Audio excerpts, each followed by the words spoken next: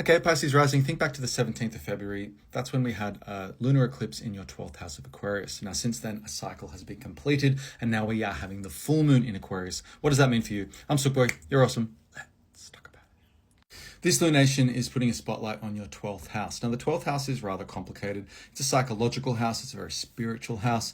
It represents transcendence. Sometimes it can represent things like hidden enemies, what is unknown to you, your repressed self, your unconscious self.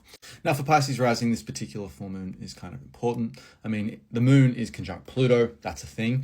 And it's opposed Jupiter, your chart ruler, in the 6th house of Leo, that is conjunct the sun.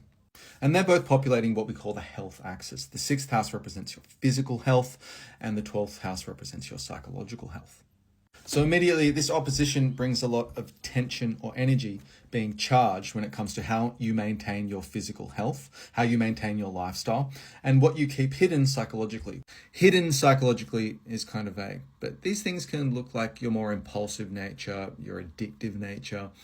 Are you overwhelmed? Are you depressed? What are you psychologically dealing with when it comes to your anxiety levels, your stress about the future, or potentially even your overthinking or ruminating about the past? These things that you kind of know about, but you choose to ignore, or at least you don't show anyone else.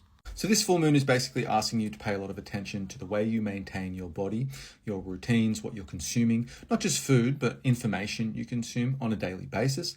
And also, what are you repressing? What are you choosing to ignore? What are you choosing to escape from psychologically in that 12th house? So with Jupiter, your chart ruler, in this 6th house, it's going to expand and ask you to pay a lot more attention to your lifestyle, what you eat, what your routines are, how you maintain your lifestyle, basically. And it's got a lot to do with your body because that Jupiter is ruling your 1st house, and the 1st house kind of rules over you. And this is again highlighted by the South Node moving into this area. So your lifestyle, some aspects of it at least, potentially the tasks you take on at work, for example, your daily chores, your relationship with people you see on a daily basis, your work colleagues, for example, there's going to be some aspects of that become very stagnant. But at the same time, there are your strengths. And we often use the South Node as some kind of platform to jump off to move over to the North Node. What does that look like? A Leo South Node in the 6th house is basically asking you to do what is tried and true and maintain your body, maintain your health, maintain your daily relationships, daily tasks. And not only that, take the initiative instead of being asked to do the maintenance. Potentially old ways of maintaining your life, old exercise routines, or things that haven't been serving you when it comes to your daily practices, your daily rituals. They're going to become very boring, and you need to take the initiative to actually update your lifestyle in some way.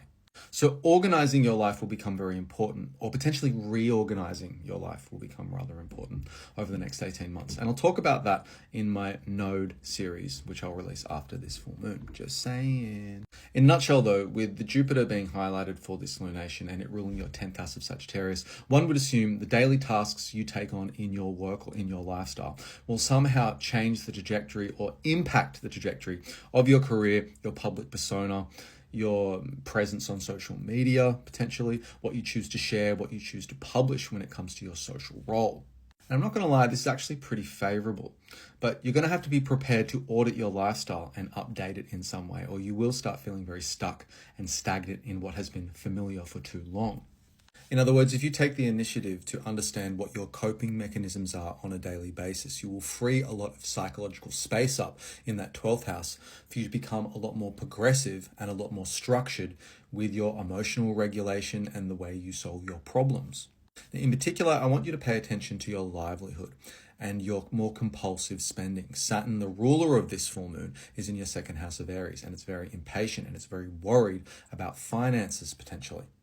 Are you escaping or neglecting looking at the books, looking at the budget, fine-tuning your spending habits? Not only what's coming in, but what's actually going out, your expenditures, for example. Now, if finances aren't the piece, this can have everything to do with what you consume, because this 2nd house is about what you technically consume. Now, you may have found that Jupiter moving through your 5th house, making trines with your 1st house over the last year or so, you could have inflated, you could have gained a lot of weight, and now Saturn might be asking you to restrict that overindulgence, so to speak. Whilst at the same time, many of you have actually lost a lot of weight. So have you depleted yourself in the essential nutrients you need? Last but not least, If you're not experiencing this directly, there could be someone in your life, potentially a partner or a parent or an important relationship, romantic, business, platonic or otherwise, who is actually struggling with this same issue, and you're just observing them. Has someone very important in your life become very overwhelmed, worried, concerned, critical of their own spending habits and financial position? And is that rubbing off or being projected on you in some way? Or vice versa?